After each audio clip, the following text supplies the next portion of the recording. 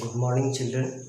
Today we will talk about the planning. That is the fourth lesson in the business studies. So, before we start planning, I want to say a few. I'll give you some ideas about the planning. Like planning, we do in our everyday life. Without planning, we cannot complete a job successfully. Planning is required in every step of life.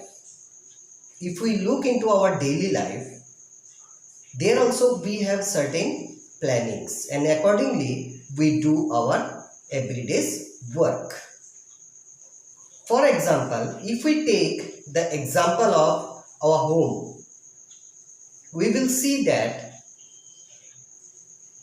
in a home, generally there are three main members: father, mother and children. If I talk about the nuclear family, then these are the three members in a nuclear family, where we see that our father, they make their daily routine, which is known as planning only. It is planning. Daily routine is nothing but a planning. Through daily routine, they plan, they chalk out their daily jobs that is to be completed.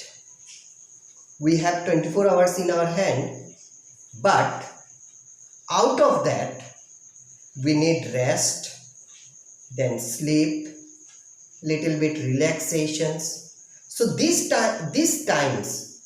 period of time for sleeping, then relaxing, then eating food, if we take out those time, the whatever time is left,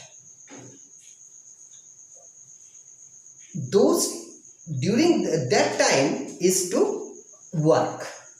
That time is left for our work to do. Now if we do not plan our work, then we will not be able to complete our daily work that we are supposed to do. So fathers also, he does his planning. And if we talk about our mother, she has also household works to be done. Now from morning, if we see at our home, from morning till night, the mother, they do all the household work, and she has a lot of work at home, as well as the father also has. But mother, she has lot of works to do, and they do it throughout the day, and they have a routine also. From morning till night, if we see, they have certain time to do their work. They set out the time to prepare the breakfast, cleaning house, preparing breakfast, then doing the rituals according to the religion. That's pujas in Hindus. The Muslims, they go for the namaz. Christians, they pray to the Lord. All these things they do. They do according to their religions. Then they go for cooking, preparing lunch, preparing lunch. Then again in the afternoon, she prepares the tiffin for us that we take in the evening. And then again she goes for the preparing dinner. And in between, washing clothes, washing dishes, these are the things, all these things they do. She does. So there she prepares the routine, daily routine, how to perform all this work within the working hours. Similarly, if we talk about the students, children, they have their own planning of going to school, self-study, completing the homework. These are their routines.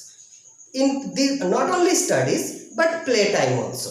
They need certain playtime also. So all this, to complete all this, because the children, they need to play, they need to watch TV, they need to study, they need to talk to their parents also. Children must talk to their parents. So for all this to be done, you need a routine, which is nothing but planning. How to complete all this work.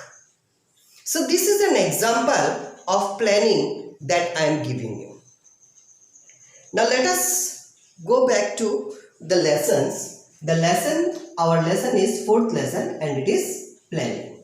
Now what is planning? This is the meaning of planning. Planning is the conscious, systematic process. It is a conscious, systematic process of making decision about what? Goals and activities that an organization will pursue in the future. What does it mean? It means that planning, it is prepared in a conscious state of mind. You know very well what you are supposed to do, and keeping those things in mind, giving importance to every aspect, you will prepare the plan. And it is a systematic process, because if we see study also, it is required a systematic way of doing that. It cannot be done at any moment of the day, wherever you feel like sitting and then studying. It cannot be done in such a way. There is a time where we must study. There is a time where we should play. It's not that during the play time I am studying, and during the study time I am playing. It cannot be done in such a way. Why? Because there is a scientific reason too. As we say, study early in the morning and late night, you remember more what you are studying. You can memorize it early instead of doing it in the afternoon. We say this, our parents say to us that studying early in the morning is very good, because you can remember for a longer period of time whatever you are studying. You can study in the afternoon also, but there is a reason why generally we don't sit to study in the afternoon. Why? Because in the morning there is less noise, and even in the late night there is not much noise. The noise in your surrounding, it reduces. So that way, whatever you are studying, it is going straight to your brain, and you can store it properly. This is the reason why it is said. Now, afternoon we play. Why? That time when I don't want to study. Why? Because during the afternoon, all the children, they will come out of their house, they will play. People will move around in the town. In your neighborhood, you will find a lot of noise. And this noise disturbs you when you sit for the study. And even though if you study, you cannot remember it completely. You will forget certain things, because the noise is coming to your ears, and that will disturb your education. So this is already saying. So I was connecting this to systematic process. Now systematic process means there is a way of discharging duties. There is a steps of discharging duties. Like I am explaining here the meaning of planning. But before I start planning, I gave you an example of our family, which we observe every day and night. And we are with our families, so we know everything. So I have given you basic ideas. Then I started explaining the meaning. Then I'll go further. I'll go to the nature, characteristics. So these are the steps of teaching you, giving you the knowledge of planning for every aspects of planning. So this is the systematic way. So there is a systematic process of making decision. So you need to think and draw, means write the systematic process of decision making. About what? About goals and activities.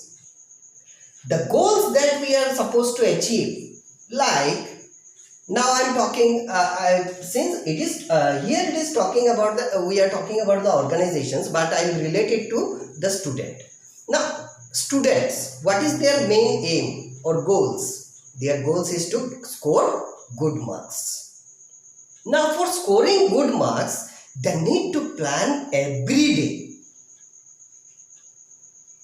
You cannot do such things that some of us we say we sit for 1 month or 2 months and then we can score good marks. No, it is not possible. I do not agree with that. You need to have a study schedule throughout the year. Then only you can achieve your dream. It is a continuous efforts, continuous process. And this continuous efforts and process needs a systematic planning, systematic way of doing the activities. You have activities to perform that you need to plan it out. When to perform what? Then only you can achieve the goal. Without this, you cannot achieve the goal. It is not a cup of tea that early morning you get and take 2 or 3 sips and you complete it. No, it's not like that. You need to chalk out the plan. You need to plan the activities for achieving the goals. And this goal is that an organization will pursue in future. Now we talk about the organization. Organization has a goal. Every organization has a goal. Their main motive is to earn profit for the private organizations. Now if I talk about the government organizations, their aim is welfare of the people, welfare of the citizens. Now since we are talking about the business, we are studying business about the business. So here the main profit of organization is to earn profit. Now for earning profit, they have all the plannings. They should plan in the managing department should plan their work. The productions department, they should plan their work. The research department, they should plan their work. The marketing, sales, administration, all of them, all these departments, they have a different type of work, but all will lead to the goals, achievement of the goal of the organization. That everything in the management department, in productions department, in sales department, in marketing department, all these people, they are doing different types of activities, but these different types of activities is done to achieve the goal. So these activities is to be in a systematic manner. It should be done in a systematic manner. And for that, you need to have a plan and in a conscious state of mind, where in your mind, there should be every aspects. There should be every aspect activities. Now these activities, also we see that when we plan certain in a certain manner. We think about how to do our daily activities and accordingly we plan. But it does sometimes when we are doing our activities according to the plan that we have chalked out, we cannot perform every day, because sometimes when we after preparing the plan, we are reading. For example, let me take an example of the students, that suppose I have prepared a routine for my studies from morning till evening, and in between whatever recreation also required, all these things I have made it. Now I am following this. Suddenly a situation may arise where during study time my mother told me to do an urgent work. It may happen. Certain urgent work arised during that time, and she told to do that. Now, here the problem arises. That time you have put for doing practice of accounts or maths, whatever it is. So, suddenly she came and told you to do that work. So what you will do? You will leave the study, you will go for the work, because that is urgent, it is important, you need to do that. Now here your plan is changing. So planning cannot be, when you are making a plan, cannot be fixed. When you are making a plan, you should have a plan B. There should be two plans. Plan A and plan B. Now where the plan A disturbed, plan B will support the plan A. So this is how we do the planning. Doing planning, you need to have everything in your mind. That internal forces, external forces, all these things you have to keep in your mind while planning your work. A student should plan their studies in such a way that if at all your study gets disturbed due to certain work or certain visitors, visitor may also arrive. So there it will get little disturbed, but you should plan accordingly such a way that this disturbance does not affect you. So it is said that the conscious state of mind, and here we are consciously preparing the plan. Now, planning involves the task of deciding in advance. Planning means, what is planning? Planning is a task where we decide beforehand. Means before starting our activities. Before starting our activities, we decide about the task. And what we decide? What to do. First of all, what to do. What activities to be done. Next, how to do. How we will do that. Third, when to do. When you should do your work. And who will do it. So these are the things which involves in planning. So, I think by now you have understood what is planning.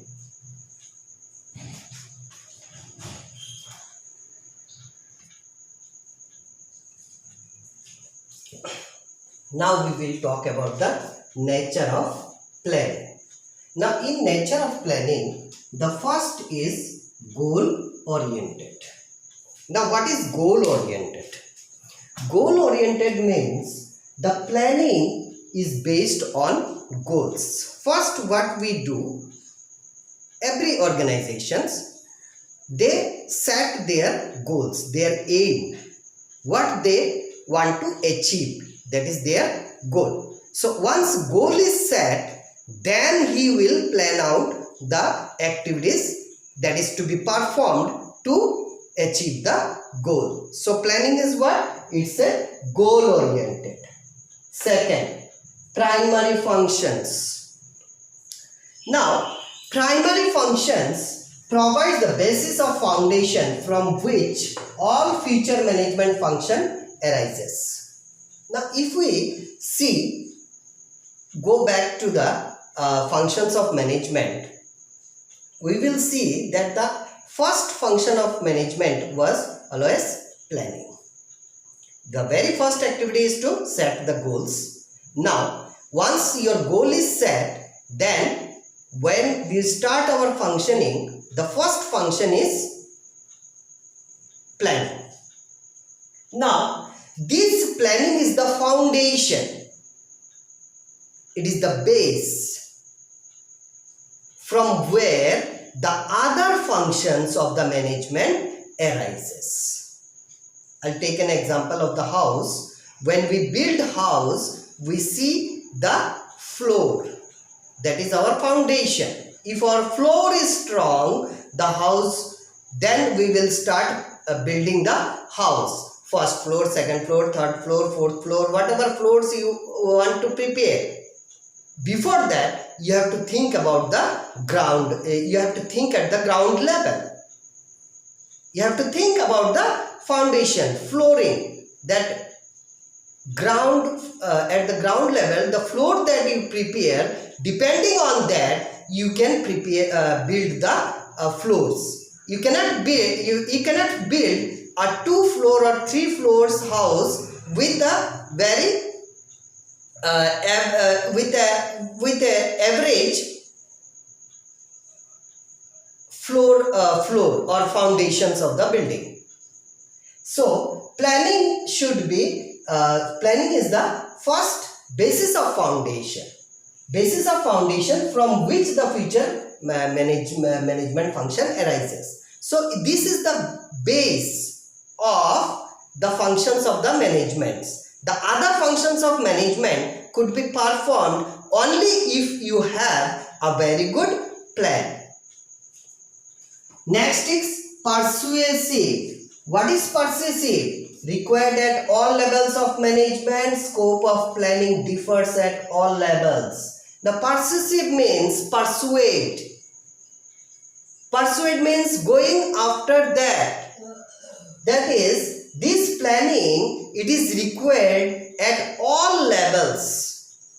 In every level, as I said, in the productions department, every units and departments, there is a the planning is prepared for every units or departments in an organization. Now every department, every level, this planning is required, but the planning at the different levels are different in nature. They are not same. The same planning does not go with all the departments. For production sectors, they will have a different plan. For management sections, they will have a different plans. As you know, what is productions and what is management? Productions where units, goods are produced. So their activities are different. So they will plan according to their activities. Whereas in the managers level, that is management level, the managers, they have a different work to do.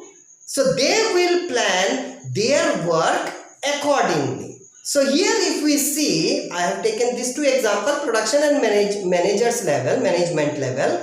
If we see these two different departments or units, we will see that their activities are different. So their planning also will be different. Next is mental ability. This planning is nothing but it is a mental ability. You need to have a very strong imagination, farsightedness and foresightedness. You should have the very good capability of imagining how to do the work to achieve the goals. That imagination you should have. Then foresightedness. Beforehand, you should have that sight to decide upon how to plan your work. Next is sound judgment.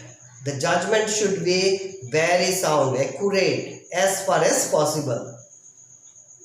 Even though there are much internal and external factors are there which affects the activities. But still you should have a very good judgment on that. Careful analysis of internal and external factors. When an organization runs, there is an internal factor as well as external factors. Now, what are the internal factors? The internal factors are the factors related to the organizations, the interior of the organization, the activities that we perform within the organizations. There are certain things to be maintained. So accordingly, we have to plan for them also. And at the same time, the government rules and regulations, government policies, government taxation policies, government business policies, all these policies are there. So those also you have to keep in mind, as well as your internal environment, the environment within the organization and environment outside the organizations. Both the environments you have to keep in mind for making a very effective planning. Next is universal. Planning is universal. If we look around, we will see our house, we will see our industry. Here in our district, if we see around, we will see our house is there, markets are there, thermal plants are there, schools are there, hospitals are there, we have a state government, central government, all these organizations, different organizations are there. If we look around, so all these organizations, the planning is required in every organization. So that is why it is said that planning is universal. From a small unit to a huge unit, planning is required, and the various types of units are there. Efficiency. Now planning increases our efficiency, that is ability to perform our works properly. That is efficiency. Efficiency is required. Efficiency we have, but it increases our efficiency when we do things, when we do our activities with the plan. Then the accuracy of the planning is accuracy of doing work or perfections in doing work increases with the planning. So this is all about the nature of planning.